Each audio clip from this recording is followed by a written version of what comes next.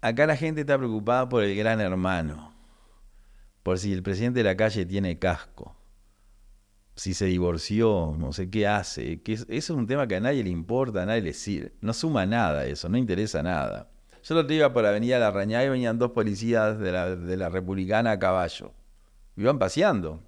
Iban dos caballos por la vereda, por el cantero del medio. Iban conversando. Esa presencia a mí me da como cierta tranquilidad. Vértice en el aire. Muy buenas, un nuevo capítulo de Vértice. Hoy estoy con Valeria. ¿Cómo estás, Valeria? ¿Qué tal, Emi? Muy bien, por suerte. Bueno, y hoy tenemos a otro personaje de la política uruguaya. Así es. Lo voy a presentar. Nació en Paysandú el 30 de octubre de 1959. Es abogado, docente y político. Actualmente es diputado o representante, como le gusta decir a él. Fue parte del partido Cabildo Abierto hasta febrero de 2023, pero tras su renuncia fundó el Partido Constitucional Ambientalista. Bienvenido, Eduardo Manuel Luz Gita. Bueno, muchas gracias por la invitación, un gusto. Bueno, usted es un profesor muy querido, ¿no? Por lo menos que lo que he podido averiguar. La pregunta es, ¿qué necesidad, no? ¿Qué necesidad de meterse en la política? Bueno, es una buena pregunta, por eso llegué tarde a la política. Es decir, me dediqué a la docencia toda la vida y ya con 59 años me invitan a participar en política y yo siempre estuve vinculado a la política por la materia. O sea, la Constitución y la política son primos hermanos. Y bueno, entonces ingresé para ver cómo me iba. Y bueno, salí electo diputado, representante, como dice usted, pues la Constitución no habla de diputado, curiosamente. Y bueno, y acá la voy llevando. Y entró por Cabildo Abierto. La pregunta es, ¿por qué ingresó por Cabildo Abierto? Y la segunda pregunta es, ¿por qué se fue de Cabildo Abierto? Bueno, yo toda la vida fui blanco del Partido Nacional. Milité en la época de la universidad, cuando estaba intervenida, en los jóvenes blancos. Incluso hay algunos diputados y senadores hoy que son de ese grupo. El presidente del partido, del directorio del Partido Nacional, Pablo Iturralde, es de esa época. Y bueno, siempre me dediqué, digamos, a como asesorar a compañeros míos que estaban en cargos políticos del Partido Nacional. Pero nunca ingresé activamente porque me dediqué mucho a la docencia, a la familia, etcétera. Nunca me atrajo a ingresar a la... Bueno, después ya con algunos temas, yo diría resueltos, los hijos grandes, etcétera, ingresé en Cabildo Abierto porque me invitaron, como le decía al principio, casi para ver qué pasaba. Y después del poco tiempo de estar en Cabildo Abierto, conocí gente buena, como digo yo, pero muy distinto desde el punto de vista filosófico, su pensamiento. Entonces, para no perjudicar a Cabildo Abierto, como yo le dije al senador Manini, yo le vengo a hacer un favor, le dije. Dice, ¿qué favor me va a hacer? Me voy de Cabildo Abierto. Usted ahora no me va a entender, pero a la larga sí. Entonces, para no perjudicar un proyecto personal de Manini Ríos, con su grupo de gente, resolví irme de Cabildo Abierto y no irme a otro partido, que podría haberlo hecho. Y bueno, intentar algo medio aventurero, que fundar un partido político que se pudo hacer. Y bueno, y ahora a ver cómo nos van las elecciones. Si nos va bien, seguimos, y si nos va mal, seguimos con la vida anterior. ¿Cómo viene con la juntada de firmas para concebir este partido? Bueno, el partido, la juntada de firmas, que nosotros nos propusimos cerca de 3.000 firmas, la juntamos, la presentamos en la Corte, y la Corte ya lo aprobó, o sea que el partido está aprobado. Es un partido oficial, digamos. Aprobado, en realidad la notificación fue el 6 de febrero del 24, ahí recibimos pero ya de noviembre nos habían dicho que estaba aprobado.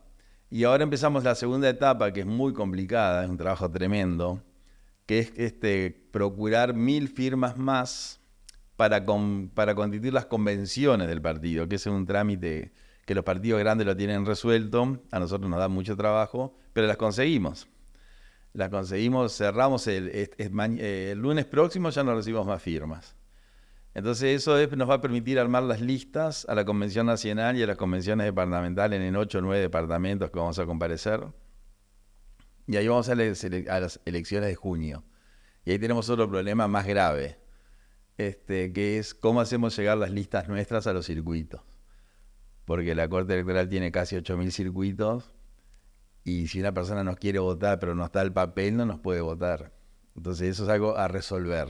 Temas logísticos. A mí me resulta curioso porque el Partido Constitucional Ambientalista empieza con las mismas iniciales que Cabildo Abierto. ¿Eso fue a propósito? Sí. ¿Coincidencia? Fue una coincidencia.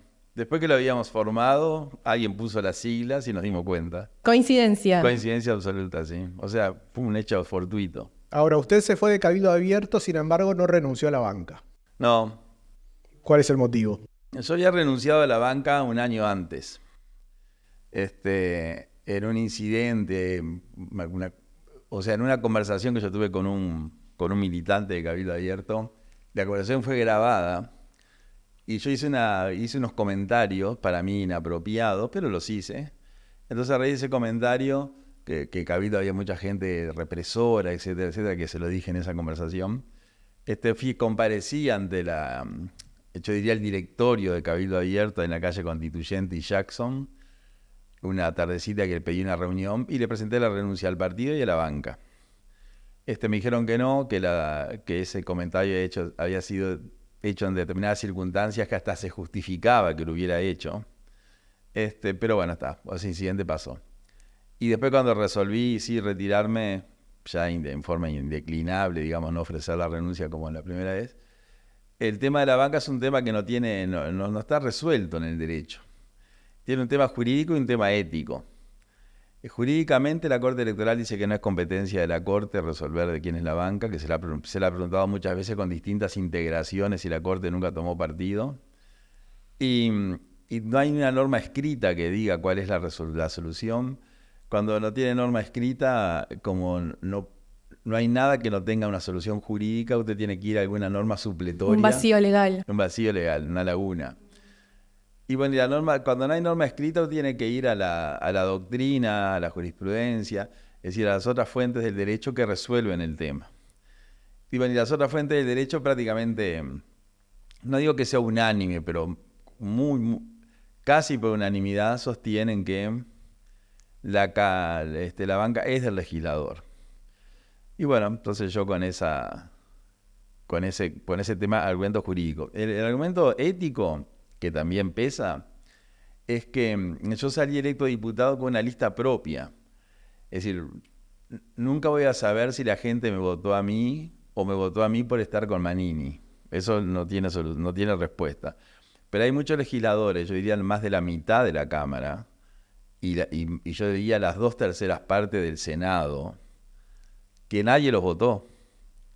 O sea, si usted ve la lista de senadores, quienes encabezaron una lista, prácticamente no hay ninguno. Son segundo suplente, tercero suplente, una ingeniería electoral que llegó gente, o se retiraron, fallecieron, titulares, renunciaron a la banca, como Mujica, por ejemplo, que renunció y Sanguinet.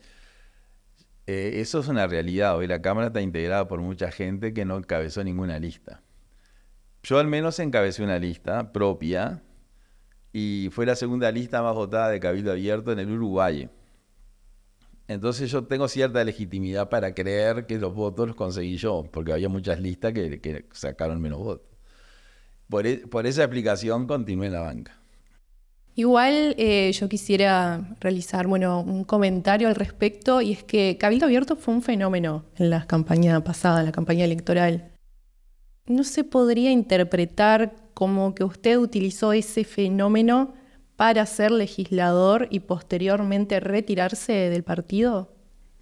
No, porque fue un fenómeno electoral sin duda. Yo digo histórico. No sé, en la historia electoral uruguaya, no sé si habrá otro fenómeno de un partido que se funde y saque 250.000 votos de primera.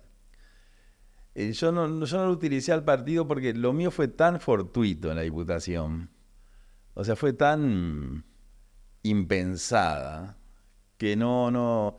Está bien, la pregunta está excelente, pero no es. Porque date cuenta que yo, por ejemplo, me invitan para entrar en Cabildo Abierto. Yo tengo una reunión con los principales dirigentes de Cabildo Abierto y le pongo 5 condiciones para entrar en Cabildo Abierto para que me digan que no, prácticamente. Y a todas me dicen que sí. ¿Cuáles son esas Bueno, 5? las condiciones fueron, por ejemplo, digo, yo hace muchos años que enseño que la ley de caducidad es inconstitucional y eso no lo voy a cambiar. Después, si yo llego a salir electo diputado, nadie de Cabildo Abierto trabaja conmigo. Que a eso me preguntaron por qué decía eso. Y yo le dije, porque yo a ustedes no los conozco. Y me dijeron, sí, nosotros a usted tampoco. Digo, sí, pero a mí me vinieron a buscar. ¿No? Yo le dije, después yo le dije, yo no iba a ningún acto político, porque yo no sé desenvolverme en un acto político.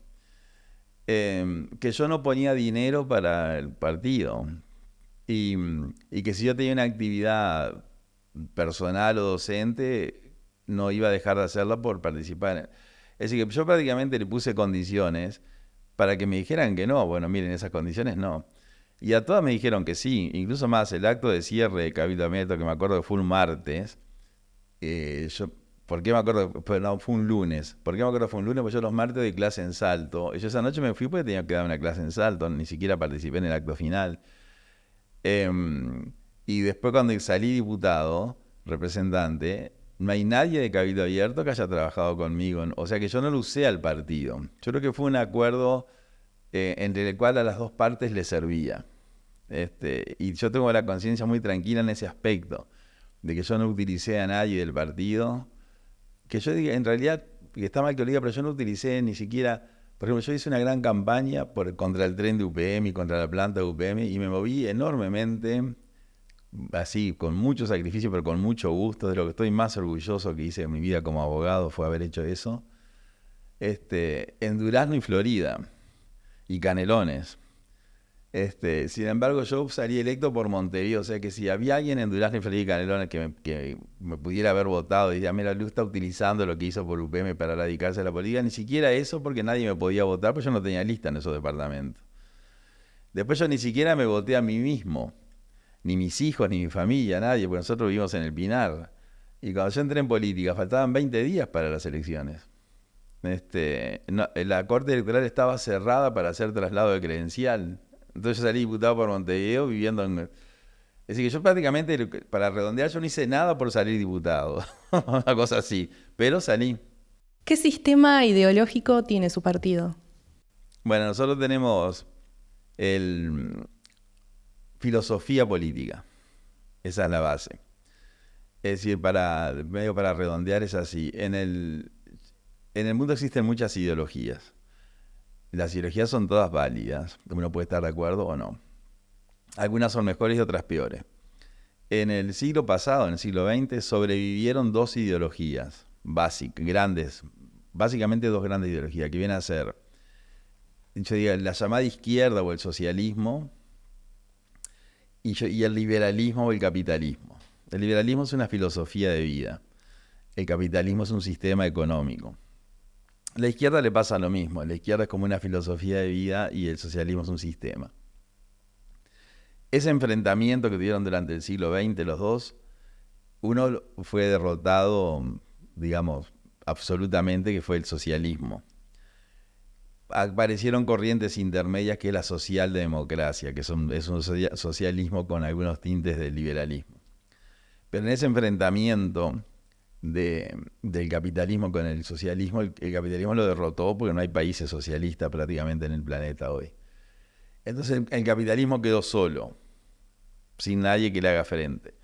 Al quedar solo, que es lo que está pasando ahora desde hace unos 30 años, entró en lo que yo le llamo la desmesura. Como no tiene quien lo controle, no tiene con quién enfrentarse, entró en el abuso, en el despropósito. Entonces en esa desmesura arrasa con todo, en aras del consumismo, de la producción infinita, etc. Ahí arrasa con la naturaleza. Entonces, partiendo de esa introducción de que uno fracasó, el otro triunfó, pero entró en una cuestión desmedida, nosotros decimos, en lugar de ir a las ideologías, que son esas corrientes del pensamiento que tienen la respuesta para todos los problemas, hay que ir a la filosofía política, que es una rama de la ciencia en el cual no tiene la respuesta, pero tiene las preguntas. Por ejemplo, en lugar de decir, hay asentamientos, vamos a combatirlos o vamos a eliminarlos, se dice, ¿por qué hay asentamientos? ¿No? ¿Por qué con 35 grados de calor los jóvenes andan con capucha? que esa es una pregunta que se hace en la filosofía política moderna. O sea, los estudios sociales y los estudios económicos. Entonces uno teniendo la pregunta, la pregunta surge de lo que uno ve, va a tratar de buscar la respuesta. Y la respuesta la puede encontrar en una receta del liberalismo, del capitalismo, incluso del socialismo. Entonces, definir exactamente dónde estamos es muy difícil porque nosotros tomamos lo que creemos bueno de ambos y somos, yo diría, pragmáticos, o sea, prácticos. Si esta respuesta es buena para nuestro concepto y nació de una ideología de izquierda, bueno, se tomará ahí, y si no, la otra. Es medio difícil de transmitir, pero si uno lo puede bajar a tierra con casos concretos, se entiende. Usted habla de la filosofía y para las personas, por lo menos que no saben nada como yo de filosofía, uno la ve como que es hacerse preguntas y que nada llega a nada concreto, ¿no? Como que esa pregunta va a otra pregunta y a otra pregunta. En este caso, en la filosofía política, ¿también uno no llega a ninguna respuesta? No, usted llega a la respuesta así, bueno, digamos, la filosofía antigua, si el hombre existe, eso ya está resuelto. La filosofía de los griegos, no sé, la Edad Media, todas esas. Pero después empezaron los filósofos que se dedicaban a la política, como Spinoza, Locke, Hobbes, Rousseau, no sé, David Hume, Francis Bacon. Esa gente empezó a preguntarse, a traer esas preguntas a la vida social. Entonces, la filosofía política hoy, por ejemplo, hay un libro que tiene apenas 30 años, que es de un filósofo político estadounidense, que se llama Más Platón y menos Prozac, ¿no? Por ejemplo, esa es la filosofía actual, más Platón y menos Prozac. Entonces la gente no puede no saber la filosofía de academia. Bueno, ¿qué dijo, por ejemplo, Spinoza? Bueno, ¿qué sostenía, no sé, Friedrich Nietzsche, que es un filósofo alemán del siglo pasado? Pero nosotros no buscamos eso, sabemos que nadie estudia eso, que la gente lo que le preocupa es comprar la garrafa y pagar la UTE, no saber lo que decía Nietzsche. Pero con el pensamiento de esas personas, uno lo puede trasladar a un programa político, lo puede bajar a tierra. Y eso es lo que nosotros intentamos hacer e intentamos transmitir. Por eso, aunque nadie sepa filosofía, o la gente, sin saberlo, como que la gente está filosofando permanentemente, pero no en ese sentido de preguntarse esas preguntas de ¿qué es el ser o el deber ser? Que ese era el origen de la filosofía. No, la filosofía traída a la política y a la vida diaria. Que eso se puede reflejar en proyectos. Por ejemplo, si usted presenta un proyecto que dice, bueno, que el monte indígena que lo administra ganadería, que es un ministerio de producción, pase a ambiente, que es un ministerio de protección. Eso es una postura filosófica frente a un tema ambiental, la protección del monte nativo. Entonces nosotros podemos llevar toda la filosofía, pero lo que tenemos que ser capaces de transmitir es a la gente, al eventual elector, al votante, que eso se puede materializar en proyectos reales y cumplibles. Por ejemplo, cuando se votó la ley de financiamiento de los partidos políticos, que ahora en el Senado rebotó, la cambiaron bastante, parece, yo propuse un artículo. Hay una serie de personas que no le pueden donar dinero a los partidos políticos. Está en la ley, en ese proyecto expreso. Por ejemplo, la empresa que gana una licitación no puede donarle dinero a un partido político. Tiene lógica. Para no pensar que el que ganó la licitación, en compensación para haberla otorgado, te doy dinero. Bueno, cuando estaba terminando la sesión, yo propuse un aditivo. Que los aditivos se tratan fuera del texto, todos, y después se levanta la sesión. El aditivo mío era que tampoco se aceptara dinero de las empresas que se instalaran en Uruguay en virtud de un contrato de inversión.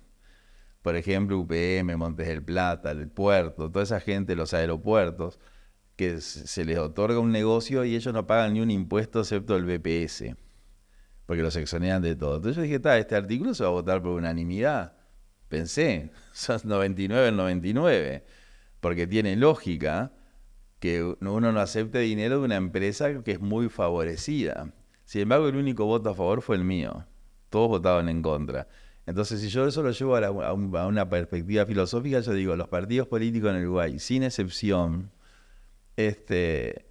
filosóficamente, ideológicamente, están dispuestos a recibir dinero de las empresas que vienen a instalarse acá en virtud de un contrato de inversión. Y eso yo lo puedo decir en cualquier tribuna porque lo tengo probado en la sesión de la Cámara. Y ese es el tema.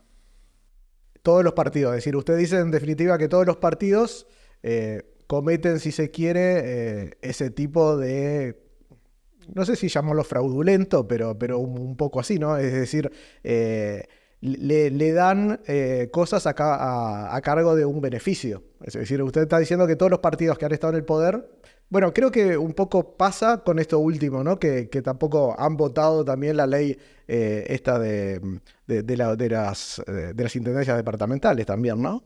Claro. Es decir, los partidos políticos reciben dinero de los empresarios y de las empresas. Eso yo digo ni que esté bien ni que esté mal. Eso es una realidad. Que le ofrecen, por ejemplo, el candidato Yaondo Borsi hizo una cena en Punta del Este, a $10.000 la mesa. Tenía cada mesa 10 comensales, o sea, $1.000 el cubierto. Esa cena que no se pudo sacar fotos ni nada, ¿quién va a comprar una cena a $1.000? La compran los empresarios. No, yo creo que no fue ningún frente amplista esa cena. Y los empresarios compraron eso y ni siquiera fueron, habrán mandado a un gerente o a algún chofer, a algún portero o a algún funcionario. ¿Pero por qué lo hicieron? Para colaborar, para quedar en la lista. Bueno, ¿quién compró el ticket? Compró fulano. Yo también hice una cena para 100 personas, igual que la de Orsi, a $2.000 el ticket. Y fueron 100 personas, y ahí se podía sacar fotos, se podía filmar, Bueno, él juntó $100.000, yo junté $100.000. No es para hablar mal de Yaondo Borsi, pero me refiero a que los políticos reciben dinero de las empresas, y ese dinero, o el empresario lo hace con un fin loable, bueno, vamos a ayudar acá para que puedan desempeñarse, o lo hace como devolviendo un favor porque el empresario fue muy beneficiado por el gobierno. Pues se habla también de los narcos, ¿no? Los narcos. Bueno, el narco también. Porque el narco o dice, mirá, soy narco y pongo tanto dinero, o usted ni siquiera sabe que es narco, o le viene una donación media anónima. Y yo creo que ponen dinero también. Lo que no quiere decir que los partidos estén trabajando con los narcos. Eso no lo puedo decir ni conozco ningún caso. Pero que ponen dinero, es decir, los partidos de algún lado sacan dinero. Ese dinero lo sacan de lo que producen ellos mismos, que es el porcentaje de sueldo que le sacan a sus afiliados cuando ocupan un cargo público. Eso está en las cartas orgánicas de los partidos. Cualquier persona que ocupe un cargo de confianza o un cargo electivo tiene que poner el 7, el 8, el 15% de su sueldo en el partido. Eso lo dicen la carta orgánica de los partidos, no tiene nada de malo. Ahí los partidos recaudan. Y después recaudan por donaciones. Y bueno, y puede haber algún político, no sé si un partido, pero que algún dirigente político o un candidato que sea financiado puntualmente por narcotraficantes, creo que sí, que haya. No puedo nombrar ninguno, pero me parece que sí. Y como si no puede nombrar a ninguno, ¿no sabe cómo usted plantea eso? Porque el narco está instalado en el Uruguay. Los gobiernos no lo combaten demasiado a los narcos. Es decir, acá se podría tomar medidas reales para combatir al narcotráfico independientemente que los narcos terminen ganando. Eso es otro tema, si se puede terminar con el narcotráfico. Pero a mí me parece que acá hay medidas que se podría tomar y no se toman. Por ejemplo, los aeropuertos. En Carmelo hay un aeropuerto. La aduana, que tiene apenas 600 funcionarios para controlar todo, es el tercer organismo en recaudación en el Uruguay. O sea, es lo que más recauda después de la impositiva y el puerto, es la aduana. O sea que dinero a la aduana le sobra. Sin embargo, tiene 600 o 700 funcionarios para más de 40 puntos de ingreso al Uruguay. En Carmelo hay un aeropuerto y hay un puerto. La aduana hasta hace muy poquito tenía un funcionario en el puerto. Cuando llegaba un avión al aeropuerto lo llamaban al funcionario para que fuera a hacer el trámite aduanero y el funcionario iba o no iba, y si iba demoraba media hora en llegar Y, por ejemplo, durante un verano en Carmelo aterrizan 270 vuelos. Pequeños aviones, no aviones de gran porte. Entonces, mientras viene el funcionario del puerto al aeropuerto, usted baja lo que quiere del avión. Yo no digo que sean 270 vuelos de narcos, pero uno o dos podría haber. Bueno, ahí hay una desidia. ¿Por qué no se controla eso en forma más eficiente? Los famosos radares que nunca, que nunca hay para las fronteras. El sistema de pasarle por un tipo de rayos X. Sí, los escáneres que estaban rotos. Los escáneres rotos. Incluso a Uruguay le ofrecieron escáner al principio, ¿no? Unas compañías extranjeras que tenían un escáner que escaneaba prácticamente el vehículo o el ómnibus o el camión o el control en marcha, sin que tenía que detenerse. Y era gratis, porque esas empresas traían los escáneres. Por ejemplo, son las empresas que tienen los escáneres en el Pentágono, que es el edificio más protegido del planeta. Traían los escáneres, entonces el escaneo lo pagaba el escaneado. Yo cobro $10 por escaneo. Entonces, bueno, una empresa va a mandar un escáner con productos y, bueno, usted tiene que pagar, entre todo lo que paga $10, o 15 o 20, lo que fuera. La mitad de ese dinero era para el Estado, o sea que el Estado escaneando cobraba, ganaba, cosa que hoy no hace. Y la otra mitad era para la empresa, que era una especie de leasing. Entonces, después de tanto tiempo, era como un arrendamiento con opción a compra, el escáner pasaba a ser de la aduana. Y en el tiempo ese que seguramente el escáner iba a mejorar tecnológicamente, se podía sustituir por una nueva versión. Parecía algo sencillo y, sin embargo, no prosperó. Entonces eso no lo hace ningún gobierno, no es ni este ni el anterior. Entonces digo que no hay una... ¿Qué hacemos nosotros? Perseguimos no sé, al pequeño, ¿no? El que vende en la esquina, el que vende en la casa. El menudeo, pero el grande no se persigue, e incluso ni siquiera se sanciona, porque a veces las penas son prisión domiciliaria o cosas así. Entonces hay que cambiar mucho y por eso yo entiendo que pueden estar vinculados. Volvamos al nombre de su partido, porque hoy decir ambientalista, decir verde, está como muy bien visto. Ahora, si vamos a las cosas que usted propone hacer, ¿qué hay de eso en sus propuestas? Bueno, yo en lo personal he trabajado en temas ambientales hace muchos años, antes de entrar en la política. Acompañé muchísimas organizaciones no gubernamentales o movimientos sociales, desde la minería a cielo abierto en Tacuarembó, el proyecto de Alatería en 33, y después pequeños movidas ambientales, siempre en el interior de la República o en la costa, en Rocha, etc. Entonces el ambientalismo se puso de moda, hoy son todos verdes. El presidente va a Europa y viene con el bono verde, etc. El tema es que el ambientalismo no es que se ponga de moda, es absolutamente imprescindible porque la naturaleza se defiende. La naturaleza y el ser humano están en una guerra pacífica, yo digo permanente. Entonces lo que hay que hacer es permitir la convivencia, el progreso de la humanidad, que es muy bueno, y también el cuidado del medio ambiente y la naturaleza. Entonces nosotros conseguimos el ambientalismo como algo muy amplio, incluso un ambientalismo humano, no solamente el aire y el agua. Y bueno, lo que nosotros proponemos son temas, tenemos una cantidad de propuestas puntuales, desde la protección, desde crear un inventario de flora y fauna, la protección del monte indígena, que ya presentamos un proyecto que se aprobó en diputados, o sea, en el Senado pienso que no se va a aprobar lamentablemente porque hay intereses forestales. La protección del tema de los agrotóxicos, hacer un seguimiento a la parte agrícola que tiene un desarrollo tremendo, pero hay que limitarla a ciertos lugares, evitar que el país se siga forestando. En Uruguay hay 4 millones de hectáreas forestables, aptas para forestación, que es muy bueno eso. Y forestado y 1,5 millones de hectáreas, o sea que quedan 2,5 millones de hectáreas más para forestar. Pero el gobierno del presidente Mujica, el del presidente Vázquez y del presidente Lacalle han autorizado a forestar en tierras agrícolas ganaderas, por excepción. Entonces hoy las mejores tierras del Uruguay la tienen los forestales, tienen 6 o 7 millones de hectáreas. Bueno, eso es algo para hacer papel para los chinos, eso es lo que hacemos nosotros. Ni siquiera papel, hacemos pulpa de celulosa para que ellos hagan el papel. Y lo que necesita la humanidad, que es agua y comida, estamos perdiendo. Por ejemplo, en el búsqueda de esta semana, salió que Uruguay en los últimos años perdió 2,5 millones de hectáreas de campos naturales, de pastizales.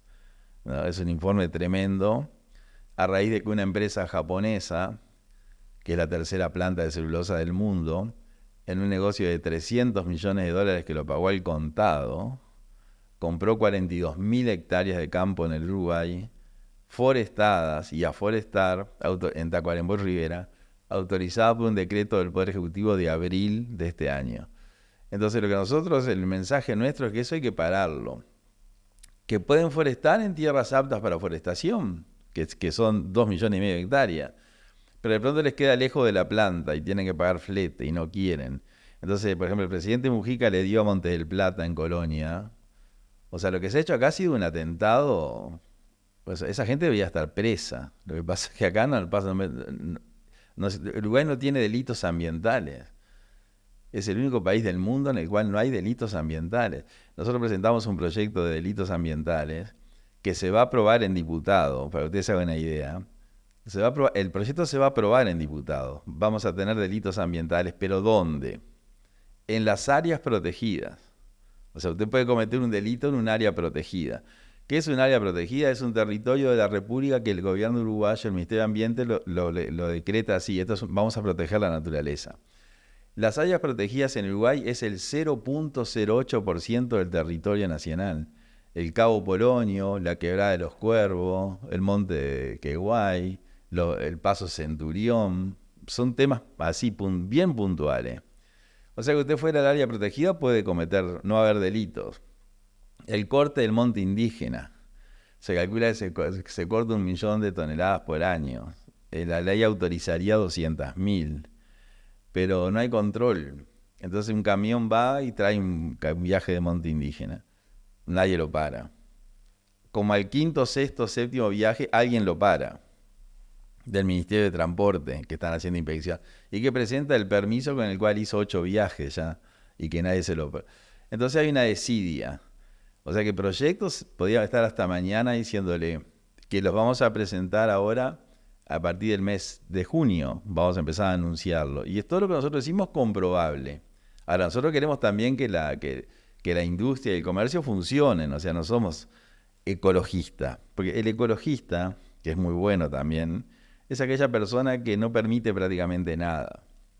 Por ejemplo, si fuera por el ecologismo en el planeta habría 800 millones de habitantes y hay 8.000 millones. Porque el ecologista no, esto no.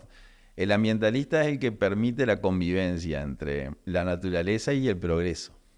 Y ahí es donde nosotros vamos. La cuestión ambientalista de su partido, ¿se asemeja con la de la Agenda 2030 de la ONU? Bueno, la Agenda 2030 es una mentira. A mí me parece mentira, perdón la red, que alguien crea en que eso es viable. Porque es una estafa a la humanidad la Agenda 2030. ¿Pero existe la Agenda 2030? Sí existe. Y acá el gobierno defiende la Agenda 2030 porque en los discursos lo dicen. La Agenda 2030 es una estructura organizada, que aspira a que al 2030 hay que lograr determinadas metas, que es absolutamente imposible de lograr, y que si se lograran, algunas de ellas, que son muchas, la logran, es como un sueño irreal, terminar con la pobreza, terminar con el hambre, terminar con las enfermedades. Sí, es algo que no es viable y ellos lo que persiguen es dominar a los estados nacionales. ¿Y quiénes son los que ponen esta agenda? ¿De dónde sale la agenda? Bueno, el origen de la Agenda 2030 está en las Naciones Unidas, financiada por los grandes fondos de inversión, por los bancos, yo diría por los grandes narcos también, que son los que están atrás de todo esto, que son los que manejan la economía a nivel planetario. Y los dirigentes políticos, como el presidente Vázquez, que se pronunció expresamente a favor de la Agenda 2030, el presidente Lacalle también, que han dicho de la Agenda 2030, hablan de ello. Se toman medidas puntuales para el control, pero a mí lo que me preocupa acá es la desidia que hay en esos temas.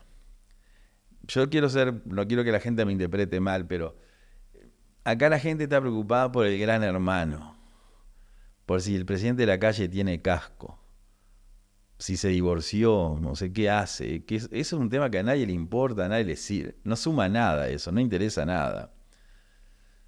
Sin embargo, los temas graves, como que no los estamos atendiendo.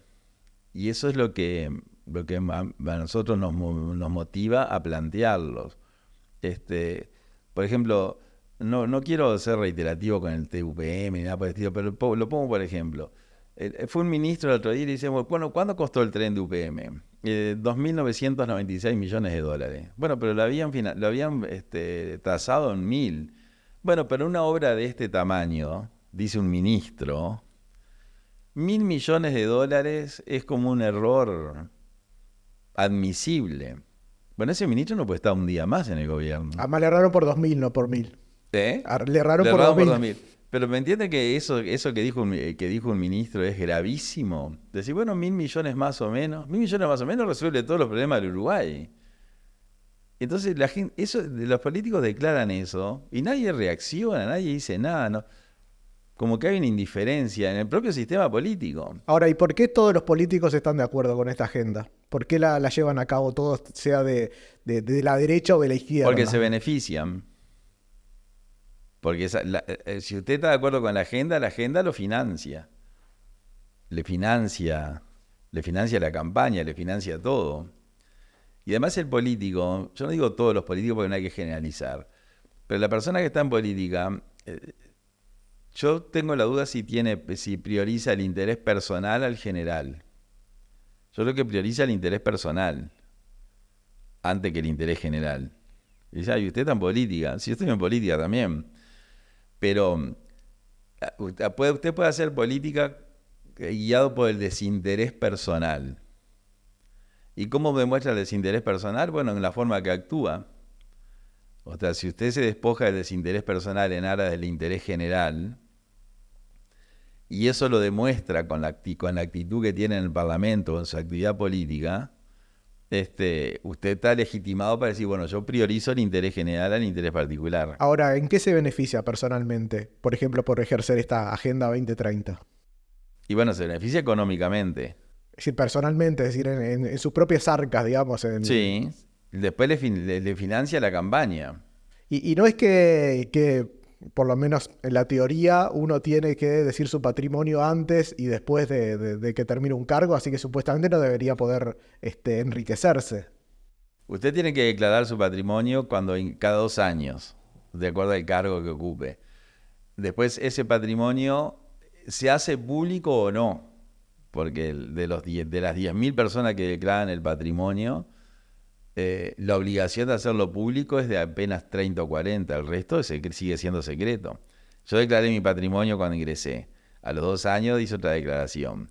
Y mi patrimonio nunca se va a saber porque yo no estoy en la lista de las personas que la JUTEP puede exponer su patrimonio.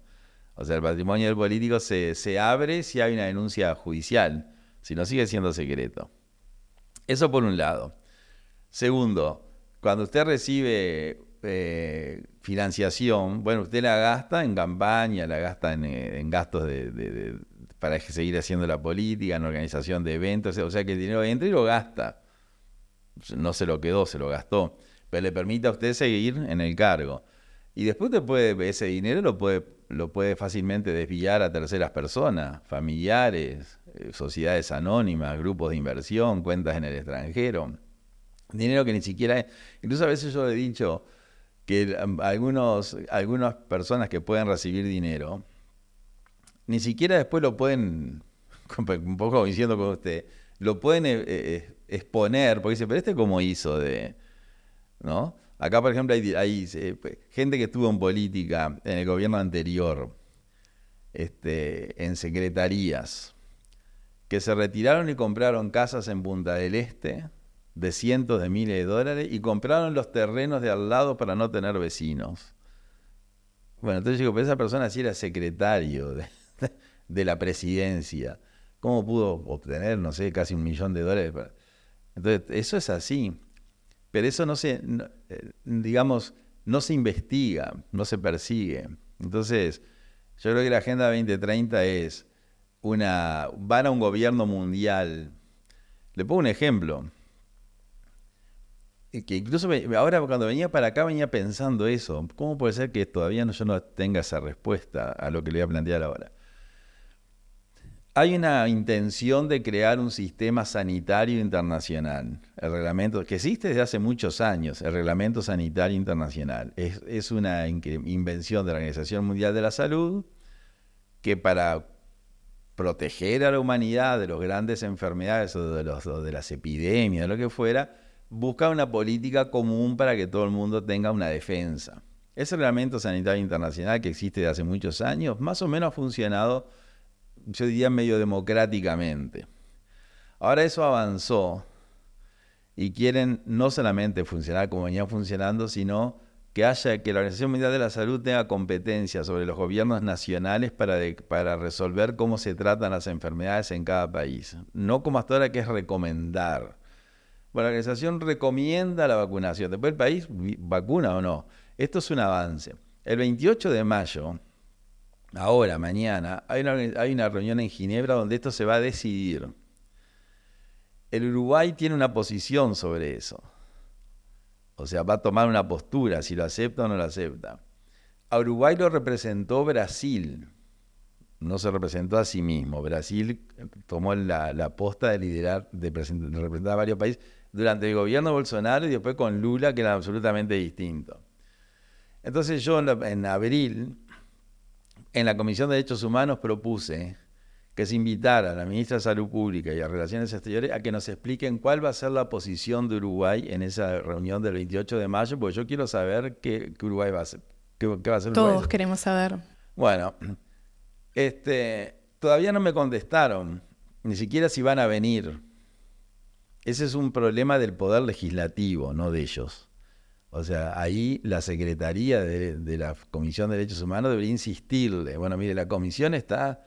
Bueno, yo he mandado mensaje y me he comunicado con los integrantes de la Comisión de Derechos Humanos, que están más preocupados sobre si se le va a otorgar un pasaporte a una persona que vino caminando de Cuba, que me parece bien que se preocupen por eso, o cómo se reciben a los refugiados en Rivera, que también me parece humano, pero este tema como que no ha tomado importancia.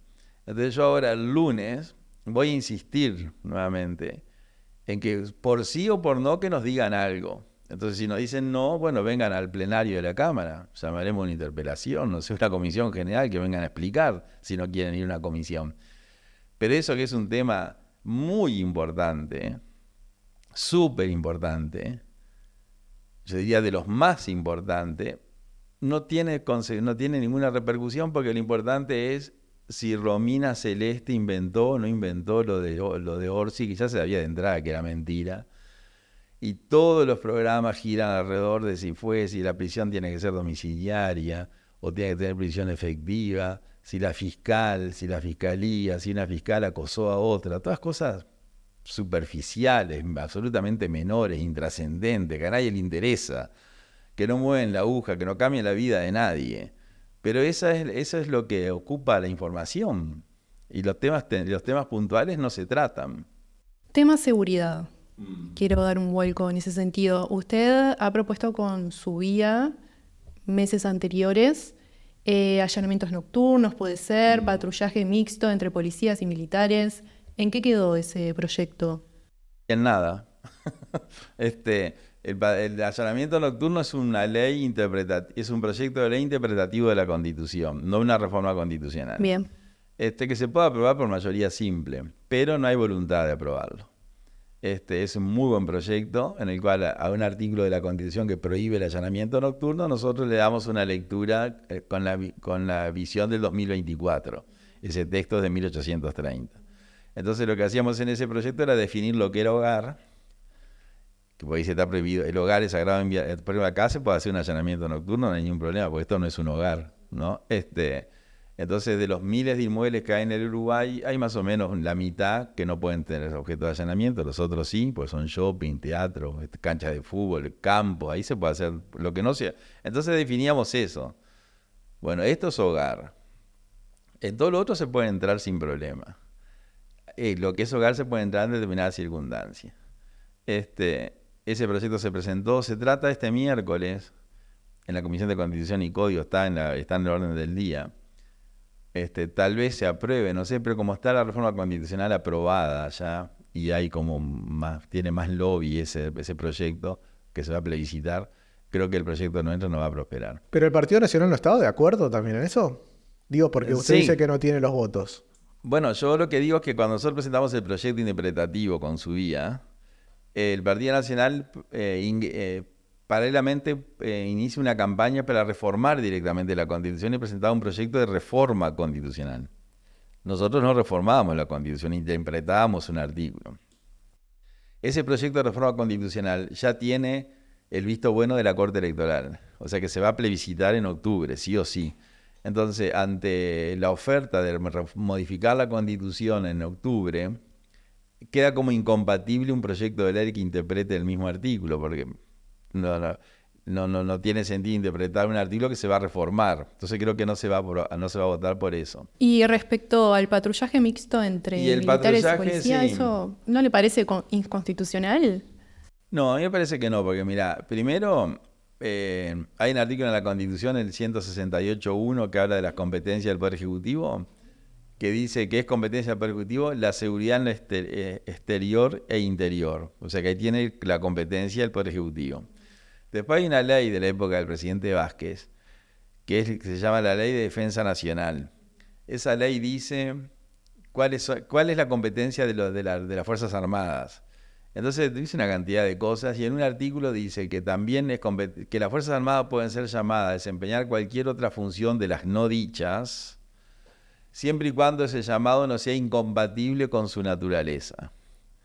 Lo dice así textualmente. Entonces uno puede leer, bueno, la naturaleza es la seguridad, entre otras cosas. Y lo que nosotros proponíamos era, acá hay miles de efectivos del Ejército Nacional que desarrollan función de policía en el exterior. Por ejemplo, todas las fuerzas de paz de los uruguayos, que son muchos soldados, no van a la guerra. Acá ningún soldado de la Fuerza de Paz murió en un enfrentamiento bélico, porque ellos donde hay guerra no van. Ellos van a países donde hay guerra, a las zonas urbanas, a cuidar la población civil. Esa es la función de la fuerza de los cascos azules. O sea, los cascos azules no van a una trinchera, a un tanque, no van a un avión, ni tiran misiles, ni nada por el estilo, como pasa en las guerras. Ellos van a ciudades a cuidar la población civil de las consecuencias de la guerra. O sea que usted propone que militares vayan a barrios, por ejemplo, Punta de Rieles, Villa Española, y actúen contra la delincuencia. No, lo que nosotros proponíamos es lo siguiente. Esa gente que viene de las fuerzas de paz, que está unos años y regresa, unos meses a veces, las Naciones Unidas lo forma para proteger a la población civil. Entonces lo que nosotros proponíamos no era que esas fuerzas fueran a los barrios, sino que se instalara un sistema, porque acá en el Uruguay, suponete, hay 4.000 centros poblados, desde Montevideo hasta Piedras Coloradas. En 3.800 no hay delitos. Acá hay decenas de ciudades que no hay delitos. José Enrique Rodó, no sé, Palmita, Piedras Coloradas, Guichón, Merino, yo te puedo nombrar, no sé, hasta fin de año, donde no hay delito porque son 500 habitantes, 800 habitantes, 1.000 habitantes, Andresito, ahí no hay delitos. Los delitos son en algunas ciudades, los delitos graves, ¿no? Y en algunos barrios de esas ciudades. Por ejemplo, en algunos barrios, digo que no voy a nombrar ninguno porque dice, mirá, claro, habla de esos barrios, hay hurto, hay de todo, pero homicidios a veces no suceden en esos barrios, no pasan. Entonces, como el Ministerio del Interior tiene georreferenciado dónde pasan esos delitos, saben, porque tienen los datos estadísticos, nosotros decimos, en esos barrios y en esas horas y en esos lugares, tiene que salir a patrullar la policía de azul, como decimos nosotros, con efectivos del ejército. Usted habla de disuasión, entonces. Claro, disuasión. ¿Y qué pasa cuando esa colaboración pasiva se vuelve activa? Es decir, hay un hecho ilícito, va una persona caminando por la calle, otro le roba, lo acuchilla, sí. No sé, para poner un caso. Sí, claro, y está la policía. Y está la policía en este patrullaje mixto, policía y militares cascos azules, como le llama usted. Y ahí actúa la policía. Actúa la policía. Sí. Y si ese agente policial se encuentra distraído y está el militar justamente que sí está viendo ese hecho, Actúa el militar. Sí. Actúa el militar, Sí. saca un arma. Sí, absolutamente. ¿Eso le parece constitucional? A mí me parece que sí. Sí. Incluso más te digo, esa tarea del militar hoy la está haciendo. Por ejemplo, todos los perímetros de las cárceles los cuidan militares que han matado presos que se han intentado fugar. Pero una cosa son presos y otra cosa es estar armado apuntando en donde sí está ese delincuente, pero también hay civiles. Sí, lo que nosotros proponemos es eso. Es decir, ¿cuántas veces va a suceder? Aunque sea una, ya es grave, una persona, ¿no? Pero lo que nosotros proponemos es el patrullaje mixto con policías y militares. Donde tú estás patrullando, cuando ven que viene la patrulla, el delito no se produce. Pero si se llegara a producir, que puede pasar igual, o que llegue la patrulla cuando el delito se está perpetrando, bueno, ahí actúa la policía y nosotros decimos 2 y 2, por ejemplo, 2, o pueden ser más. La policía y el militar, para evitar que ese delito se consuma o para evitar que una persona mate a otra o que cometa un homicidio, lo que fuera. Entonces, en eso, que yo le dije al ministro incluso, podés probar durante 150 días. O sea, no establecerlo como algo permanente. Bueno, hagamos una prueba. Vamos a probar. Durante 120 días en estas zonas se aplica este sistema, el patrullaje mixto. Y vemos qué pasa. Entonces, ahí con la puesta en práctica del patrullaje se va a saber. Hoy hay prácticamente un muerto por día, no sé cuánto, si llegaremos a 380, es un muerto por día, un homicidio por día, que pasa en algunos barrios de algunas ciudades de Montevideo, porque hay ciudades que no hay homicidios. El otro día hubo un homicidio en Fraiventos de un señor de 80 años, que fue muy conocido porque era un famoso deportista, que fue en marzo, y fue el primer homicidio en Fraiventos en el año. O sea que en Fraiventos capaz que hay 2 homicidios por año. Aunque fuera uno sería grave. Quiere decir que en Fraiventos no hay homicidios. En Trinidad no ha habido ni un homicidio. Entonces nosotros vamos a probar eso. ¿Y el marco legal uruguayo está preparado para defender a ese militar que saca un arma y dispara a un delincuente? El militar está impedido de disparar. Tiene prohibido. Entonces, ¿cuál sería la eficiencia si tiene impedido de disparar, si no tiene arma? Tiene mucha eficiencia porque la presencia del militar hace la disuasión. Pero si la persona sabe que el militar no puede actuar, ¿cuál sería ahí el efecto? Está el policía. Entonces es lo mismo que sean solo policías. Y no incluir militares. No, porque el militar tiene una preparación que de repente no tiene el policía. Que es distinto al policía, claro. Porque está preparado yo creo que el miedo un poco es eso, es la preparación, porque el militar está preparado para una guerra, no para, digamos, cuidar a la población. Yo entiendo que además la policía actualmente, la gran mayoría de los policías terminan siendo policías porque no tienen otra opción y la mayoría viven en los mismos barrios y son vecinos de los mismos delincuentes, lo que genera un problema, ¿no? Pero también es cierto que los militares tienen una educación que es de guerra, no es para cuidar a las personas. Sí, pero para mí las circunstancias sociales que nos vivimos ahora ameritan que tengan esa función. Yo no quiero decir que tenga razón. Pero capaz que habría que educarlos para eso también. Es decir, tendrían que... Ellos, los que van a las fuerzas de paz, las Naciones Unidas los preparan. Cuando uno dice los policías, qué bueno los cascos de azul uruguayo en el Congo. Pero los preparan para el Congo, justamente. No los preparan para el territorio uruguayo. ¿Y qué hacen en el Congo, por ejemplo? Cuidan a la población civil. Hacen de policías. Hacen de policías. Hacen de policía. Ok. Pero mira que no quiere decir que yo tenga razón. Yo lo que simplemente tengo es una propuesta. Que nadie la lleva esa propuesta, así que seguramente todos los otros tienen razón. Es que a mí me resulta llamativo de incluir a militares en patrullaje para que pasen, simplemente. Porque bueno, eso es lo que tienen que hacer. Pasear. Sí. Porque el militar paseando disuade. No, porque si la persona sabe que no puede actuar, pero el delincuente no está piensa paseando. eso. La persona que va a delinquir no piensa eso. Yo el otro día iba por Avenida Larrañaga y venían dos policías de la Republicana a caballo. Iban paseando. Iban dos caballos por la vereda, por el cantero del medio. Iban conversando. Esa presencia a mí me da como cierta tranquilidad. Ok, para ir terminando, dos cosas. Lo Pero no primero quiere decir que yo tenga razón, es que tenés un nuevo canal de YouTube, ¿no? Que estás cada tanto Estamos estás dando tus armando reflexiones. recién, sí. Exacto. No tenemos continuidad, porque estamos mucho trabajo ahí. Y tenés 1.000.000 de latas de cerveza atrás. La gran pregunta es, ¿están llenas las cervezas o ya te las tomaste? Hay en eso que vos ves atrás, hay 1800 latas llenas. Y tengo casi otras 1000 y algo en otro lugar también llenas. O sea, yo colecciono latas de cerveza. Cuando llegue a las 3000, que me faltan menos de 30 o 40, voy a dejar y voy a seguir comprando o recibiendo para sustituir las que están muy viejas, porque la lata se vence y a veces explota. Pero están llenas, sí. Ayer mi hijo me trajo una Guinness, una cerveza irlandesa de la Argentina, y un señor que tiene campo en Trinidad, que fue a Estados Unidos, invitado por la John Deere, que es una empresa agrícola, está haciendo publicidad, pero bueno, en un encuentro que hizo de agricultores de todo el mundo, en ese encuentro que fue, le regaló a los agricultores una cerveza estadounidense con la marca de ellos, entonces me la trajo, una cerveza rarísima. Bueno, es un hobby. Y bueno, para terminar, ¿qué le dirías a la gente para que te vote? Es decir, porque cada uno promete, ¿no? Estamos de acuerdo que todos los políticos prometen algo.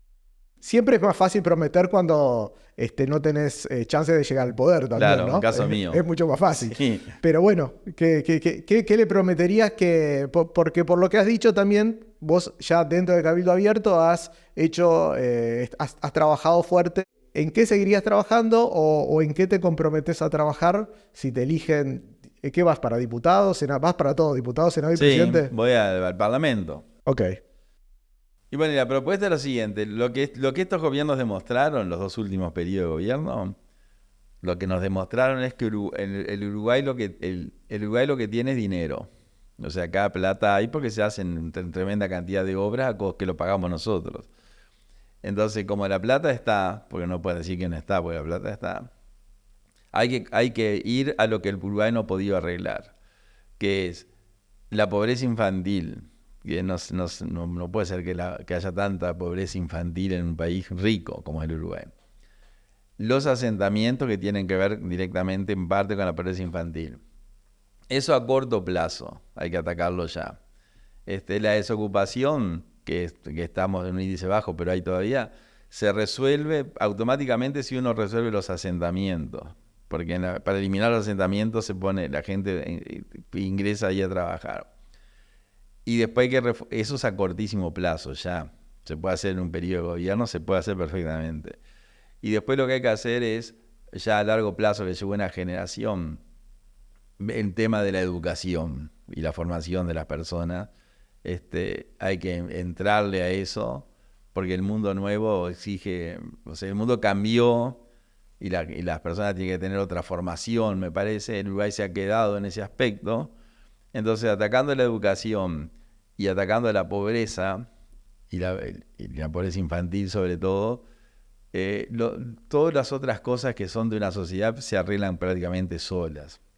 Y después los temas puntuales que le preocupaban ahí, la seguridad, es un tema que hay que atacar. Y bueno, y hay que probar. La seguridad, no hay expertos en seguridad, porque la inseguridad es mayor que la seguridad siempre. Entonces, en los pocos lugares donde se cometen los delitos graves, que son pocos, hay que hacer un experimento social. Y el experimento social es la policía y las Fuerzas Armadas que vienen de las misiones de paz, no cualquiera de acá. Yo quiero realizar una última pregunta respecto a su título de escribano. ¿Sigue suspendido? Sí, yo me recibí de escribano en el año 87, con 2 meses de diferencia de abogado y escribano. En el año 2014...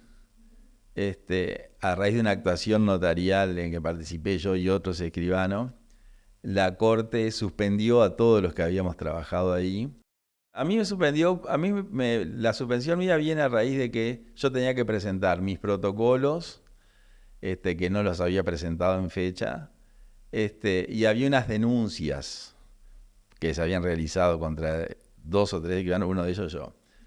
La denuncia mía se archivó, no tenía sentido que me denunciaran a mí, porque yo no había hecho nada, y presenté todo lo que la Corte me pidió. Estoy al día con la caja notarial, es decir que yo saneé mi situación. Ahora, yo nunca hice el trámite, de rehabilitación, porque opté por dejar la profesión, es una definición personal. Pero, sin perjuicio de eso, ahora estoy haciendo el trámite para que me rehabiliten, porque si no, no me puedo jubilar. Entonces, la verdad que no me interesa tanto el tema de notarial, porque no trabajé hace muchos años, ya lo dejé. El tema también no queda bien que haya un escribano suspendido. Porque si suspenden un sanitario, es porque le erró porque haga a una reparación.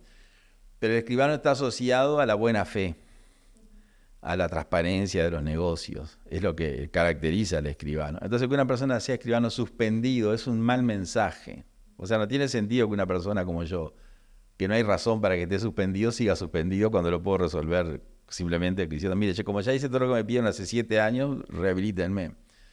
Y hace un tiempo atrás fui a la caja notarial por un certificado y la propia gerente de la caja me dijo, usted tiene que rehabilitarse, porque está pagando todos los años en la caja el servicio de salud y todo, pero si está suspendido no se lo contamos como activo, entonces no se puede jubilar y todo lo que nos pagó lo va a perder.